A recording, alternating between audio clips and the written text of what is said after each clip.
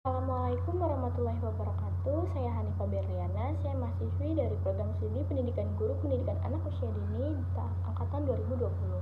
Di sini saya akan memaparkan tentang sejarah Pancasila menurut apa yang telah saya pelajari. Jadi, proses sejarah Pancasila dimulai sejak tahun 1900-an dalam bentuk rintisan-rintisan gagasan untuk mencari sintesis antar ideologi. Proses ini ditandai dengan kemunculan organisasi, pergerakan kebangkitan, partai politik, partai sosialis, PSI, serta Sumpah Pemuda. Perumusan konseptualisasi Pancasila dimulai pada masa persidangan pertama BPUPKI pada tanggal 29 Mei sampai 1 Juni 1945. Dalam proses perumusan dasar negara, Soekarno mempunyai peran yang sangat penting. Dia berhasil menyintesiskan berbagai pandangan yang telah muncul dan orang pertama yang mengkonseptualisasikan dasar negara itu ke dalam pengertian dasar falsafah. Sesudah menyampaikan ulasan mengenai arti merdeka untuk mempertegas tekad untuk mewujudkan Indonesia merdeka, Soekarno merumuskan pembicaraan mengenai dasar negara.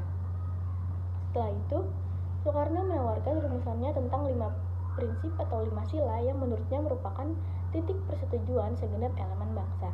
Rumusan kelima prinsip tersebut antara lain: 1. Kebangkitan Indonesia, 2. Internasionalisme atau perikemanusiaan, 3. Mufakat atau demokrasi, 4. Kesejahteraan sosial, dan 5. Ketuhanan yang berkebudayaan.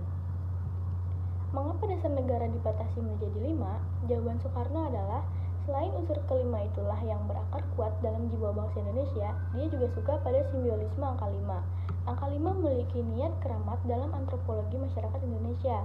Selain itu, bintang yang menjadi pemandu pelaut juga bersudut 5.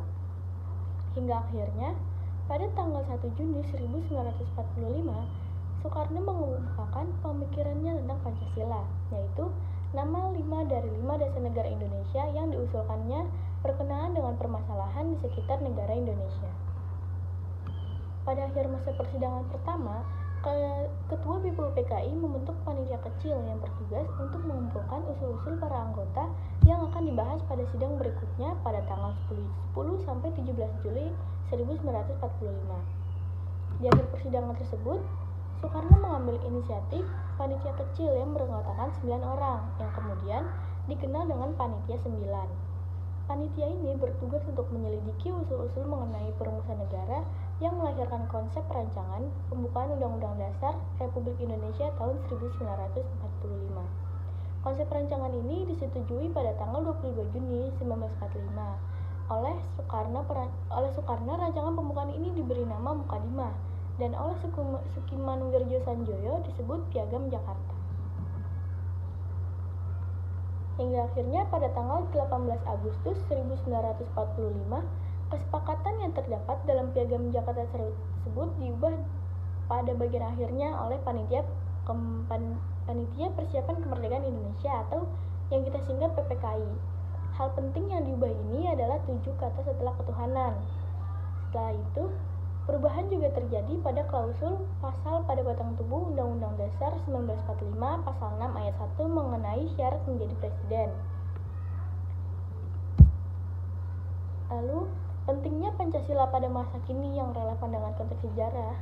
Menurut saya, pentingnya Pancasila pada masa kini dalam konteks sejarah adalah sebagai cara pandang untuk menilai suatu peristiwa yang melatar belakangi terbentuknya NKRI, dan juga sebagai pedoman maupun sebagai pembatas untuk kita bertingkah laku sebagai warga negara Indonesia yang baik.